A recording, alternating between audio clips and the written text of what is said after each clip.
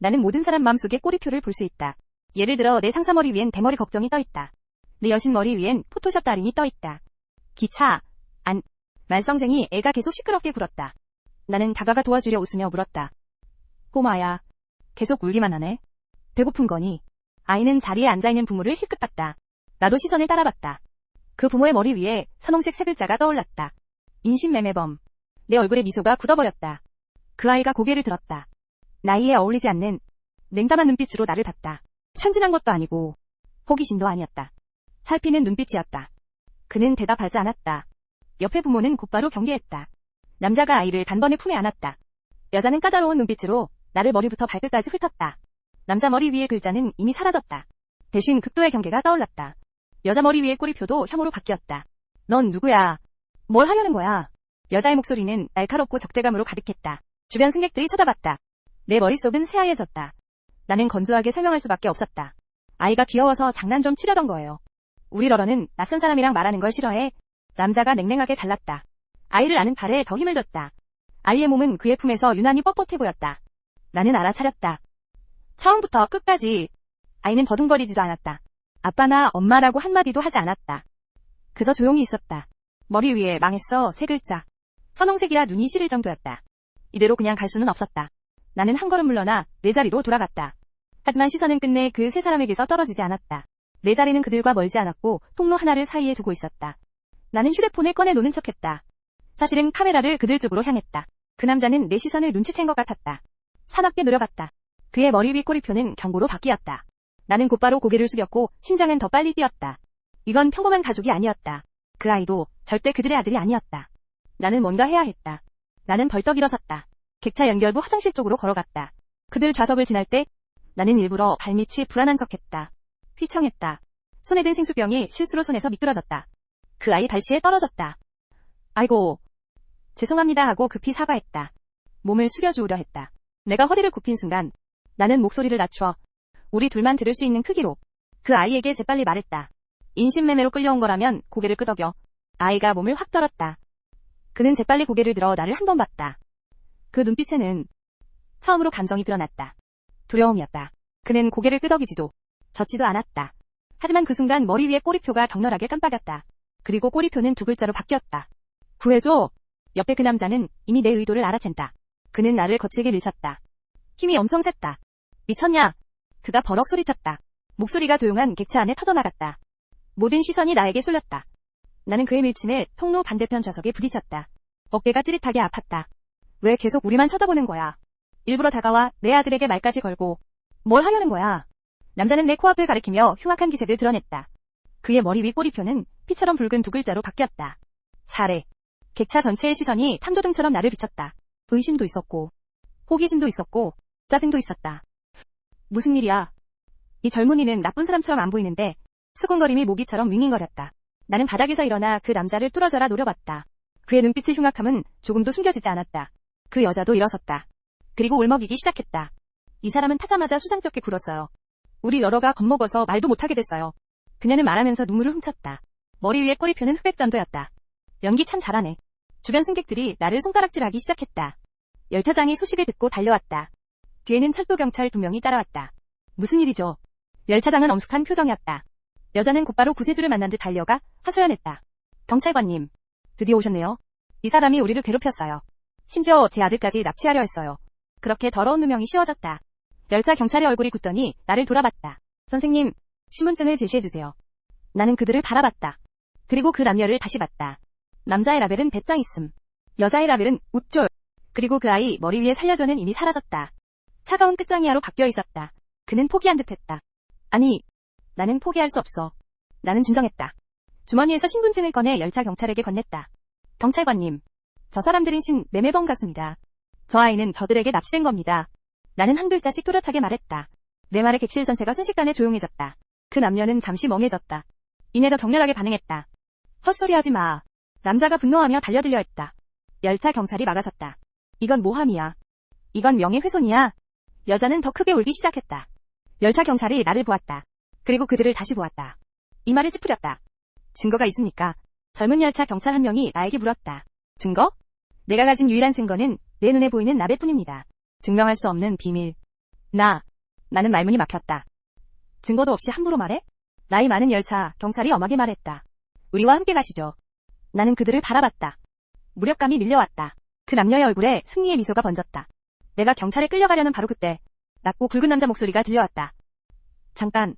목소리는 크지 않았지만 누구도 거역할 수 없는 힘이 담겨 있었다. 소리를 따라 고개를 돌렸다. 통로 건너편 창가 쪽 좌석에 한 남자가 손에 들고 있던 책을 내려놓았다. 그는 단순한 검은 티셔츠를 입고 있었다. 체격은 곧았다. 짧은 머리, 이목구비가 깊었다. 열차에 탄 뒤부터 그는 줄곧 조용히 책을 읽고 있었다. 거의 움직이지도 않았다. 나는 전에 그를 한 번 흘끗 봤다. 그의 머리 위 태그는 휴가 중이었다. 그 세 글자는 이제 바뀌어 있었다. 전 특수부대원으로. 그는 자리에서 일어섰다. 키는 거의 1m 90이었다. 보이지 않는 압박감이 느껴졌다. 그는 연수였다. 나는 그가 좌석에 둔 책을 봤다. 표지 안쪽에는 이 이름이 적혀 있었다. 연수의 시선이 그 남녀를 훑었다. 마지막엔 그 아이에게 멈췄다. 아이는 계속 울고 떠들어댔다. 너희는 안 말리냐? 이제 누가 한마디 하니? 왜 이렇게 과민 반응이야? 그의 목소리는 아주 담담했다. 하지만 바늘 한 가닥처럼 그 남녀의 가식적인 껍질을 정확히 찔러 뚫었다. 이건 정상적이지 않다. 연수의 말에 그 남녀의 안색이 순식간에 변했다. 네가 뭔 상관이야? 남자가 겉만 센 척하며 고함쳤다. 연수는 그를 무시했다. 대신 열차 경찰에게 말했다. 경찰관님, 확인해 보시죠. 분명히 확인하면 모두에게 좋습니다. 그의 머리 위 전 특수부대원 태그 옆에 새로운 태그가 하나 더 생겼다. 직업적 의심. 열차 경찰도 분명 연수의 말에 일리가 있다고 여겼다. 좋습니다. 그럼 두 분도 신분증을 보여주세요. 그리고 아이의 호적부나 출생증명서도요. 나이 많은 열차 경찰이 그 남녀에게 말했다. 남자와 여자가 눈빛을 주고받았다. 순간 당황한 기색이 스쳤다. 급하게 나오느라 호적부를 안 가져왔어요. 여자가 작은 목소리로 말했다. 신분증 케이스는 있죠? 남자는 마지못해 지갑에서 신분증 2장을 꺼내 건넸다. 열차 경찰이 받아 휴대 단말기로 대조했다. 정보가 일치했다. 열차 경찰이 말했다. 남자와 여자는 안도의 한숨을 내쉬었다. 이제 우리 결백이 증명된 거죠? 남자가 도발적으로 나와 연수를 바라봤다. 아이는 말인데 여자가 잠시 말을 멈춘 뒤 말했다. 러너는 우리 양자예요. 절차는 아직 진행 중이고요. 그래서 호적부는 잠시 따로 있어요. 이 설명은 빈틈이 없어 들렸다. 주변 승객들의 내 시선이 다시 곱지 않게 변했다. 결국 해프닝이었네? 내 마음이 철렁 내려앉았다. 연수마저 미간을 찌푸렸다. 그의 머리 위 직업적 의심 태그가 점점 희미해지기 시작했다. 나는 절망적으로 그 아이를 바라봤다. 그는 여전히 고개를 숙인 채 한마디도 하지 않았다. 아니, 나는 문득 한 가지 세부를 알아차렸다.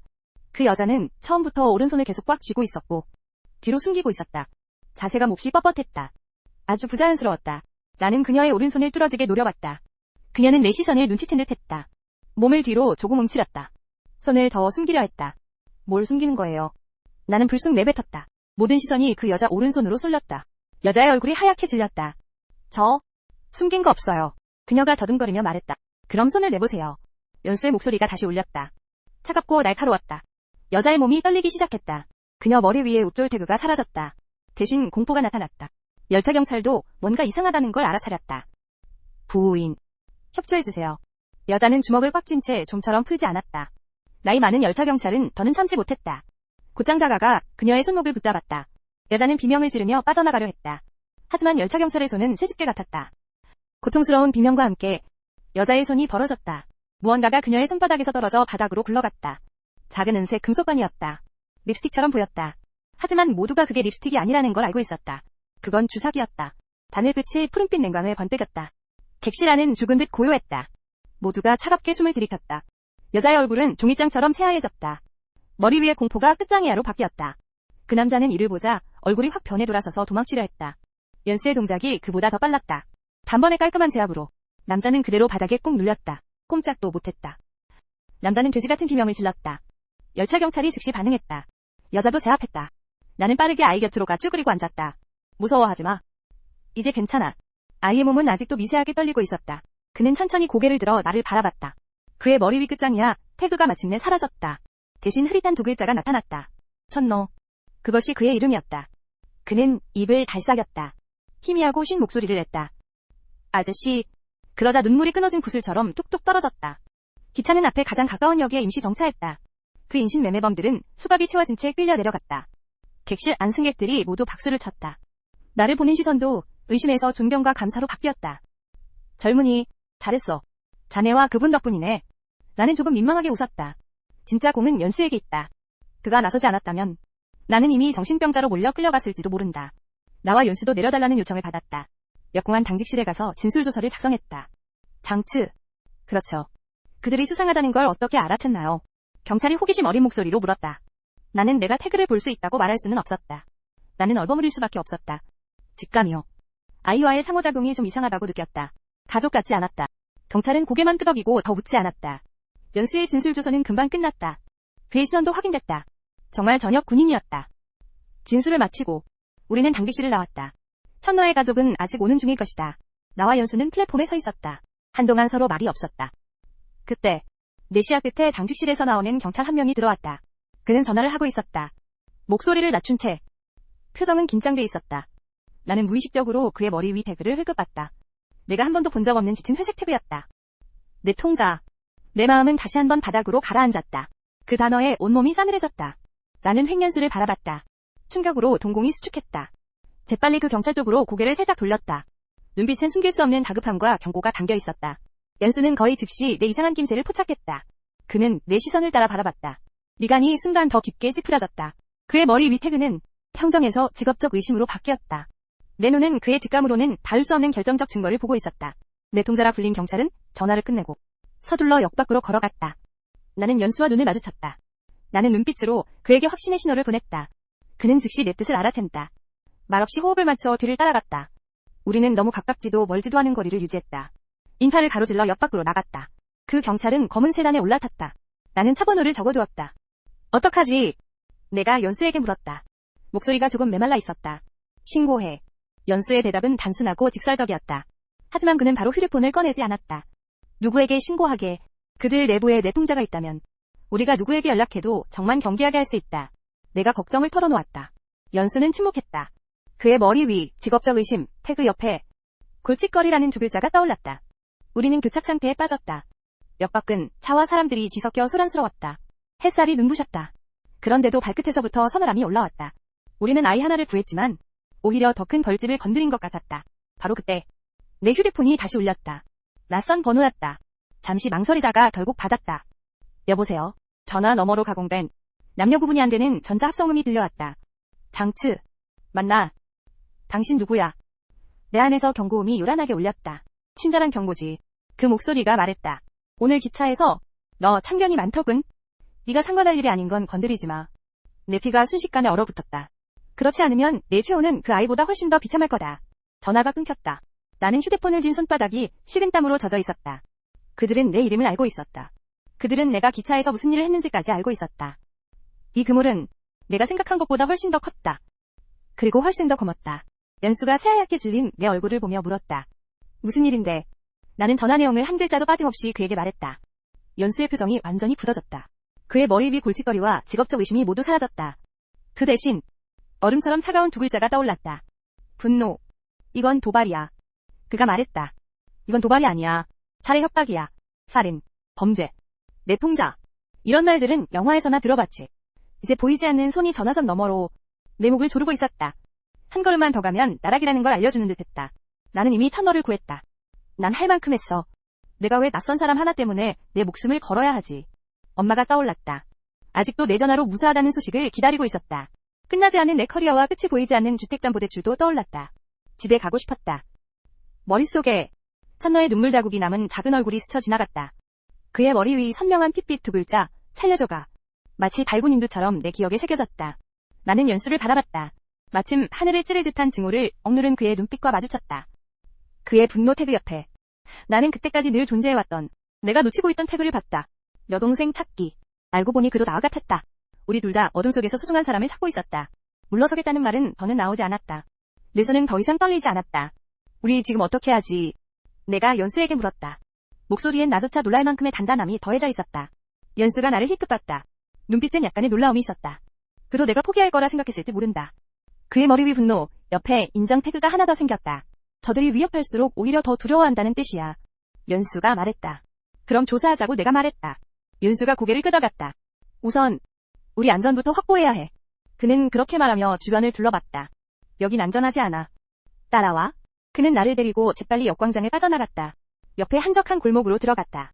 연수는 나를 데리고 이리저리 돌아 마침내 평범해 보이는 아파트 앞에서 멈췄다. 여긴 내 안전가옥 중 하나야. 그가 짧게 설명했다. 나는 그를 따라 올라갔다. 집은 크지 않았다.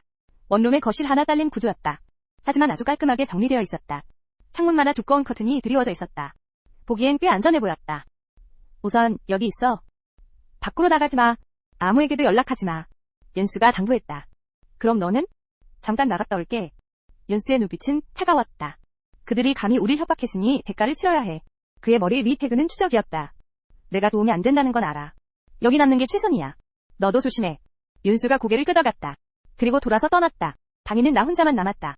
거대한 불안과 두려움이 다시 나를 덮쳤다. 나는 휴대폰을 꺼내 엄마에게 안부 전화를 하려 했다. 하지만 연수의 말이 귓가에 맴돌았다. 누구에게도 연락하지 마. 나는 휴대폰을 내려놓을 수밖에 없었다. 2시간쯤 지났을까? 문 밖에서 노크 소리가 들렸다. 나는 깜짝 놀랐다. 심장이 단숨에 목구멍까지 올라왔다. 누구지? 내가 긴장한 채 물었다. 나야. 연수야. 나는 서둘러 달려가 문을 열었다. 연수는 문 앞에 서서 손에 봉투 하나를 들고 있었다. 먹을 걸 좀 가져왔어. 그는 안으로 들어왔다. 그리고 봉투를 탁자 위에 올려놓았다. 안에는 따끈한 밥과 반찬이 들어있었다. 그제야 내가 엄청 배고팠다는 걸 느꼈다. 연수의 안색이 좋지 않았다. 놓쳤어 그가 말했다. 그의 머리 위 태그는 단서 끊김이었다. 그 검은 차, 번호판은 가짜였어. 나는 시내를 한 바퀴 돌았어. 그 차는 마치 흔적도 없이 사라진 것 같았어. 내 마음은 다시 가라앉았다. 상대는 우리가 생각한 것보다 더 전문적이야. 대 신중하고. 그래도 완전 헛수고는 아니어서 연수가 말을 돌렸다. 그는 주머니에서 사진 한 장을 꺼내 내게 건넸다. 사진 속에는 오늘 당직실에서 우리가 봤던 그 내통자가 있었다. 사진은 아주 선명하게 찍혀 있었다. 그의 옆모습이었다. 내가 사람 시켜 알아봤어. 그는 리웨인이다. 역 파출소의 부소장입니다. 경력도 아주 깨끗해요. 가정도 아주 평범하고요. 빈틈 하나 없어 보이는 사람이에요. 그는 분명 문제 있어. 알아. 하지만 증거가 필요해. 우리는 다시 침묵에 빠졌다. 밥을 먹고 나니 조금 힘이 돌아온 것 같았다. 천너는 어때? 그의 부모가 이미 와서 데려갔어. 내 전화번호를 남겼어. 무슨 일이 있으면 언제든 연락하라고 했어. 그럼 다행이네. 그 아이가 안전하다는 걸 알고 마음이 조금 나아졌다. 최근 아동 실종 사건들을 조사해봤어. 연수가 휴대폰을 켰다. 몇 가지 자료를 불러와 보여줬다. 지난 반년 동안 이 도시와 주변 지역에서 아이 5명이 실종됐다. 나이는 모두 5에서 8살 사이였고 모두 남자아이였어. 천너도 그중 하나였어. 내 심장이 철렁했다. 이 사건들에 공통점이 있나? 연수의 표정은 매우 굳어 있었다. 이 사건들을 맡은 사람들의 모두 리웨이가 관여돼 있었어. 역시 그놈이었군.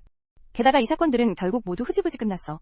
아니면 단서를 찾지 못했거나 최종적으로 가출로 판정됐을 뿐이야. 너무 터무니없어. 뒤에 거대한 보호우산이 있어. 이 범죄 조직의 흔적을 전부 지워주고 있어. 그리고 리웨이는 그 우산에 우산살 하나야? 우린 방법을 찾아야 해. 리웨이에게서 돌파구를 찾아야 해. 정면 돌파는 분명 안 돼. 지략으로 가야 해. 나는 리웨이의 사진을 바라봤다. 머리가 맹렬히 돌아갔다. 내 강점은 뭐지? 내 강점은 내 눈이야. 남들이 못 보는 걸 볼 수 있으니까. 어쩌면 그의 라벨에서 약점을 찾을 수 있을지도 몰라. 내일 우리가 다시 한번 찾아가자. 연수가 나를 바라봤다. 계획이 생긴 거야? 그렇다고 할 수 있지. 나는 깊게 숨을 들이쉬었다. 우린 한바탕 연기를 해야 해. 다음 날 나는 옷을 갈아입었다. 연수와 함께 역 파출소에 갔다. 우린 곧바로 들어가지 않았다. 대신 맞은편 카페에 앉았다. 여기선 파출소 정문이 똑똑히 보였다. 얼마나 기다려야 해? 그가 퇴근할 때까지. 내 계획은 아주 단순했다. 리웨이는 부소장이야. 분명 자기 사무실이 있을 거야. 그의 사무실에 단서가 하나도 없을 리 없어. 하지만 우린 억지로 들어갈 수 없으니 그가 나가길 기다려야 해. 우린 카페에서 오후 내내 앉아 있었다. 그동안 나는 리웨이가 2번 드나드는 걸 봤다. 둘 다 표정이 몹시 급했다. 그의 머리 위 라벨은 계속 초조와 불안이었다. 천너가 구조된 일로 내부도 혼란스러워졌을지 몰라. 저녁 6시까지 기다리다가 리웨이가 그제야 파출소에서 나왔다. 그는 차를 몰지 않았고 걸어서 떠났다. 뒤따라가자고 연수가 말했다. 우린 거리를 두고 리웨이의 뒤를 따라갔다. 그는 곧장 집으로 가지 않았고 꽤 고급스러워 보이는 사설클럽으로 들어갔다. 오늘 밤은 집에 안 갈 모양이네. 그럼 딱 우리 기회지. 우린 파출소로 돌아갔다. 이미 어두워졌다. 파출소 사람들 대부분은 이미 퇴근했고 당직 경찰 몇 명만 남아있었다. 어떻게 들어가지? 방법이 있어. 나는 파출소 입구로 갔다. 깊게 숨을 들이쉬고 그대로 들이닥쳤다. 경찰관님, 신고할 게 있어요. 저한테 강도가 들었어요. 나는 뛰면서 크게 외쳤다. 당직 경찰들이 즉시 나에게 몰려왔다. 아저씨 진정하세요. 천천히 말씀하세요. 무슨 일이에요? 제 가방이요. 제 가방을 누가 뺏어갔어요. 안에 아주 중요한 서류가 있어요. 나는 당황한 척했다. 모든 시선이 나에게 쏠린 틈을 타. 연수는 고양이처럼 다른 쪽으로 소리 없이 미끄러져 들어갔다. 그의 모습은 복도 끝에서 사라졌다. 약 10분 후, 내 휴대폰이 진동했다. 연수가 보낸 메시지였다. 끝났어. 철수. 나는 곧바로 안도의 한숨을 내쉬었다. 아이고. 생각났어요. 나는 무릎을 탁 쳤다. 가방을 택시에 두고 내린 것 같아요. 정말 죄송합니다. 번거롭게 해드렸네요. 말을 마치자 경찰이 반응하기도 전에 뒤돌아 파출소를 뛰쳐나갔다. 우린 약속한 골목에서 만났다. 어때? 나는 다급하게 물었다. 윤수가 고개를 끄덕였다. 끝냈어. 이제 어떤 증거가 더 찍힐지 보자. 그가 휴대폰을 열어 내게 건넸다. 직접 봐. 나는 휴대폰을 받아들었다. 화면에는 미애의 사무실이 나오고 있었다. 연수가 초소형 카메라로 찍은 거였다. 다음날 오후가 되어서야 드디어 움직임이 있었다. 영상 속 리웨이는 전화를 하고 있었다. 보스. 일을 망쳤습니다. GL743 열차의 화물이 오지랖 넓은 두 사람한테 가로막혔습니다. 네. 하나는 장츠라는 놈이고 하나는 연수입니다. 이미 사람을 시켜 그들 배경을 조사해봤습니다. 그리고 경고도 했습니다. 걱정 마십시오. 그들이 뭘 크게 벌이진 못할 겁니다. 이쪽은 제가 잘 처리하겠습니다. 전화를 끊고 리웨이는 서랍에서 장부 하나를 꺼냈다. 그리고 무언가를 기록하기 시작했다. 연수가 카메라를 가까이 당겼다. 나는 장부의 내용을 똑똑히 봤다. 그건 돈의 장부가 아니었다. 그건 하나하나 아이들의 이름이었다. 뒤에는 연속된 코드와 데이터가 붙어 있었다. 천너의 이름이 버젓이 적혀 있었다. 그의 이름 뒤에는 한 줄의 메모가 적혀 있었다. A급 샘플. 유전자 일치도 97. 진료소로 보냄. 진료소. 내 심장이 세게 뛰었다. 나는 아래를 봤다. 더 많은 아이들의 이름이 보였다. 각 이름 뒤에는 비슷한 메모가 붙어 있었다. B급 샘플. 장기 적합 성공. 수술실로 이송. C급 샘플. 실험 재료. 실험실로 이송. 내 손발이 차갑게 식었다. 이건 단순한 인신매매가 아니었다. 아이들을 상품으로 삼는 어두운 산업 사슬이었다. 그들은 이른바 유전자 일치도와 장기 적합성을 기준으로 아이들을 서열화했다. 그리고 각기 다른 곳으로 보냈다. 마치 물건처럼 처분했다. 윤수가 주먹을 꽉 쥐자 뚝뚝 소리가 났다. 그는 화면을 죽도록 노려봤다. 눈엔 핏발이 서 있었다. 그의 머리 위 태그는 여동생 찾기가 격렬하게 깜빡이고 있었다. 그는 마우스를 집어들었다. 영상의 진행바를 맨 끝으로 끌어당겼다. 리웨이가 넘기자 한 이름이 선명하게 나타났다. 연스. 뒤에는 등급이 없었다. 데이터도 없었다. 오직 차가운 한 줄뿐이었다. 초기 샘플. 실험 실패. 이미 파기됨. 연수의 몸이 크게 떨렸다. 그는 그 자리에 얼어붙었다. 꼼짝도 하지 못했다. 조각상처럼 나는 알고 있었다. 연수가 그의 여동생이라는 걸. 또 사흘이 지났다. 연수는 거의 모든 힘을 총동원해 마침내 그 조직의 두목을 알아냈다. 청광. 거듭 생각한 끝에 우리는 직접 그의 강연을 듣기로 했다. 그리고 그를 제거하기로 했다. 천광의 강연은 매우 감동적이었다. 그는 유전과학이 인류의 미래를 어떻게 바꾸는지 이야기했다. 암과 노화를 어떻게 극복할지에 대해서도. 아래의 청중들은 넛을 잃고 들었다. 때때로 뜨거운 박수가 터져나왔다. 그는 무대 위에 서 있었고 조명이 그에게 비쳤다. 머리 위의 태그는 금빛으로 반짝였다. 의학계 거장. 자성가. 인류의 복음. 하지만 그 금빛 태그 사이로는 희미하게 드러나는 검은 글씨가 보였다. 위선. 냉혈. 도살자. 더 기괴한 건 회색 태그 하나 광신도. 가 그의 머리 위를 스쳐 지나갔다. 그는 내 시선에 느낀 듯했다. 내 쪽을 한번 바라봤다. 그 눈빛은 온화했지만 학자 같은 탐구심이 담겨 있었다. 하지만 나는 알고 있었다. 그 온화함 뒤에는 끝을 알 수 없는 어둠이 숨어 있다는 것을. 강연이 끝나자 질문 시간이 이어졌다. 많은 사람들이 손을 들어 질문했다. 질문은 모두 건강과 장수에 관한 것들이었다. 천광은 하나하나 인내심 있게 답했다. 내 차례가 되자 나는 일어섰다. 모든 시선이 내게 쏠렸다. 천 원장님 안녕하세요. 나는 최대한 목소리를 차분하게 유지했다. 제가 듣기로는 유전과학의 일부 연구는 윤리적 논란이 있다고 합니다. 예를 들면 인간 배아를 이용하거나 아동을 대상으로 실험하는 것 말입니다. 내 말이 끝나자 장내는 일순 조용해졌다. 천광의 미소가 얼굴에 굳었다. 그의 머리 위 금색 태그의 빛이 순식간에 희미해졌다. 이 선생님, 질문이 흥미롭군요. 천광은 반응이 빨랐다. 그는 곧바로 미소를 되찾았다. 하지만 제 생각엔 당신은 우리 연구소를 오해하고 계신 것 같습니다. 성도병원의 모든 연구는 국제의료 윤리규범을 엄격히 준수합니다. 우리는 절대 어떤 불법 실험도 하지 않습니다. 그의 머리 위 태그는 분명하게 거짓말로 바뀌었다. 그래요? 나는 집요하게 몰아붙였다. 하지만 영생이라는 재단이 있다고 들었습니다. 드러낼 수 없는 연구에 자금을 댄다고 하던데요. 천 원장님은 들어보신 적 없습니까? 천광의 동공이 순간적으로 수축하는 게 보였다. 그의 머리 위 거짓말 태그가 사라졌다. 먼저 스쳐 지나가는 경보로 변하더니 이내 차가운 사리로 바뀌었다. 이 선생님, 우리 일에 의문이 있다면 강연 후 제 사무실로 오세요. 천천히 이야기합시다. 천광이 미소 지으며 말했다. 하지만 그 미소엔 이미 온기가 없었다. 나는 이미 그의 주의를 끄는데 성공했음을 알았다. 동시에 스스로를 위험에 빠뜨렸다는 것도. 강연이 끝나자 사람들은 하나둘 흩어졌다. 나와 연수는 바로 떠나지 않았다. 너무 성급했어. 연수가 내 곁에서 낮게 말했다. 그의 머리 밑에 그는 걱정이었다. 성급한 게 아니야. 우리에겐 기회가 없어. 바로 그때 검은 정장을 입은 경비 둘이 우리 쪽으로 다가왔다. 두 분. 천 원장님이 두 분을 잠깐 뵙고 싶어 하십니다. 나와 연수는 서로 눈을 마주쳤다. 그리고 일어섰다. 그들을 따라갔다. 우리는 꼭대기층 원장실로 안내됐다. 사무실은 엄청나게 걷고 화려하게 꾸며져 있었다. 천광은 거대한 책상 뒤에 앉아 있었다. 안경을 벗고 부드러운 천으로 닦고 있었다. 그 경비 둘은 문 양쪽에 서서 우리의 퇴로를 막고 있었다. 나는 그들의 머리 위를 보았다. 폭력배. 만만치 않은 놈. 장츠. 29세. 평범한 회사원. 천광이 느긋하게 입을 열었다. 목소리는 아주 차분했다. 연수. 32세. 전 특수부대원. 여동생 실종으로 전역했다. 그가 우리 신상까지 샅샅이 파악해 두었을 줄이야. 너희는 영리하군. 여기까지 찾아오다니. 그는 안경을 다시 썼다. 눈빛은 내려다보는 듯한 신문이 담겨 있었다. 하지만 똑똑한 사람은 되게 오래 못 산다. 그의 머리 위태 그는 더 이상 위장하지 않았다. 주모자, 맹옥, 모든 것, 장악, 내 여동생, 연수. 꽤 괜찮은 샘플이었지. 천광은 연수를 바라보며 입가에 잔혹한 미소를 띄었다. 아쉽게도 그녀의 유전자는 충분히 안정적이지 않았고 진화의 에너지를 견디지 못했어. 그렇지 않았다면 완벽한 예술품이 될 수도 있었을 텐데. 죽고 싶냐? 연수가 포효하듯 외쳤다. 폭주한 사자처럼 달려들려 했다. 문 앞의 경비들이 즉시 막아섰다. 하지만 그들은 애초에 연수의 상대가 아니었다. 두 번의 둔탁한 소리만 들렸고 두 덩치 큰 사내는 연수에게 깔끔하게 쓰러졌다. 천광의 얼굴엔 조금의 동요도 없었다. 그는 책상 위 버튼 하나를 눌렀다. 사무실 문이 갑자기 바깥에서 잠겼다. 동시에 벽 안에서 장치가 돌아가는 소리가 들려왔다. 두꺼운 강판 몇 장이 천장과 벽에서 내려왔다. 모든 창문과 문을 완전히 봉쇄했다. 사무실 전체가 바람 한 점 통하지 않는 철제 상자가 됐다. 진정하세요. 연 선생님.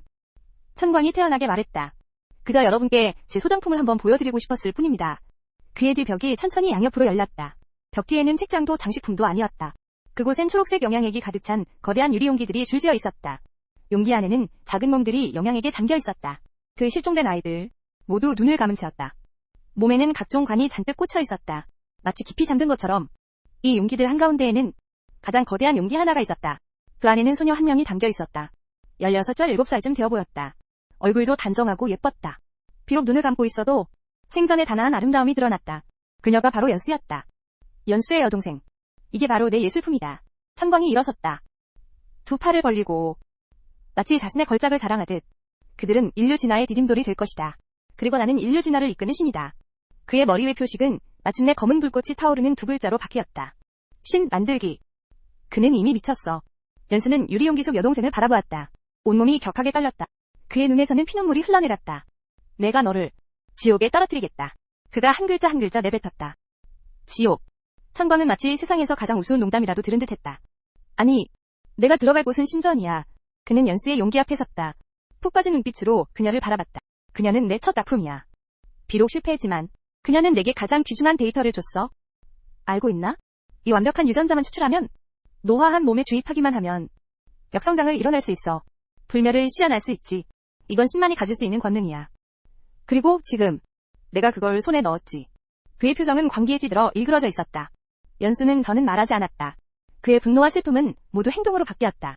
그는 포신에서 발사된 포탄처럼 천광에게 돌진했다. 하지만 천광은 차갑게 비웃었을 뿐이었다.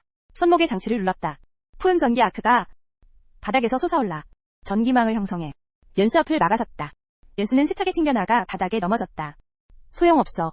이곳의 모든 것은 전부 내 통제 아래 있어. 그는 내 앞까지 와서 흥미롭게 나를 바라봤다. 난 궁금해. 장치씨, 어떻게 영생재단을 알게 됐지? 또 어떻게 나와 그들을 연결한 거야?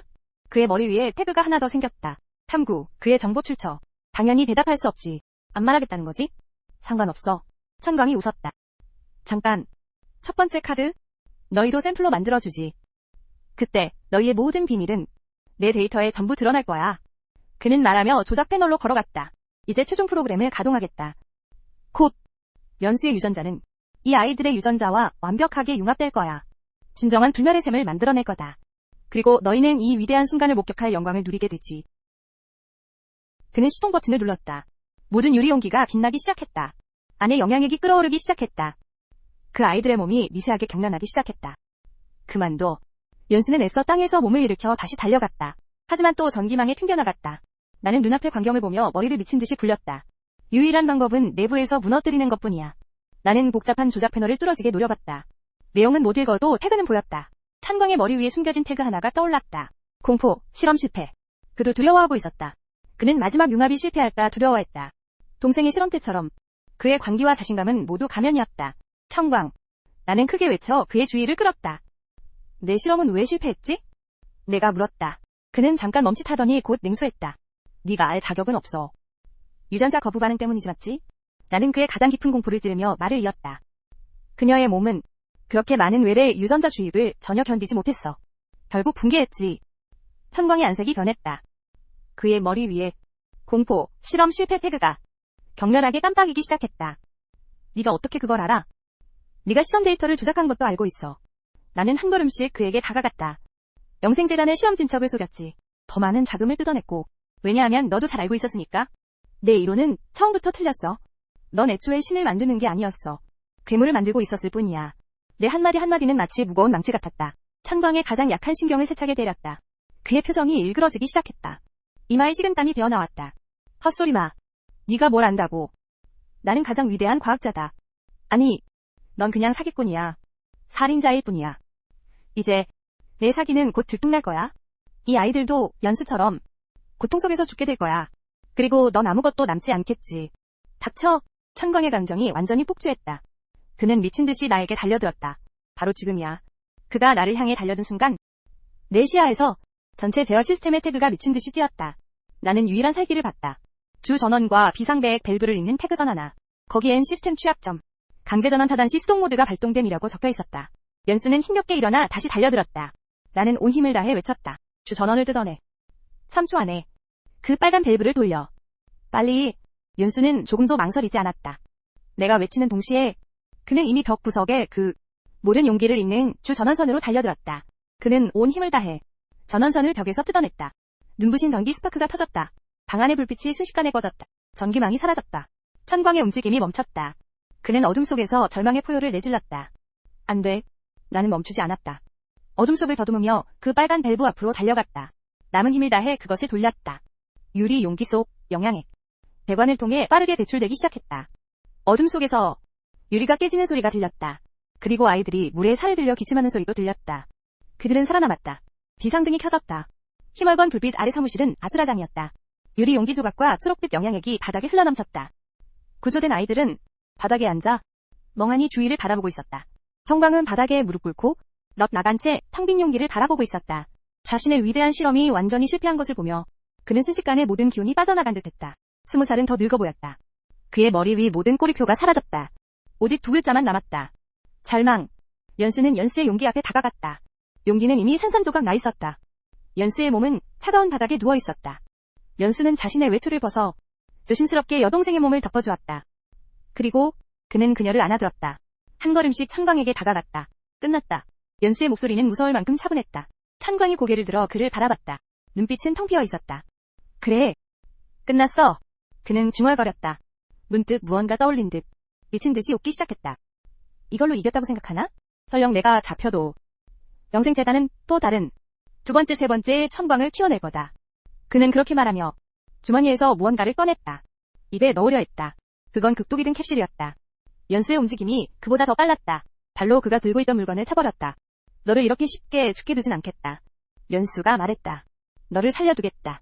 네가 쌓아올린 모든 것이 어떻게 무너져 내리는지 보게 하겠다. 나는 너를 끝없는 후회와 절망 속에서 감옥에서 썩게 하겠다. 그때 사무실 강철문이 거세게 두드려지는 소리가 들렸다. 경찰이 왔다.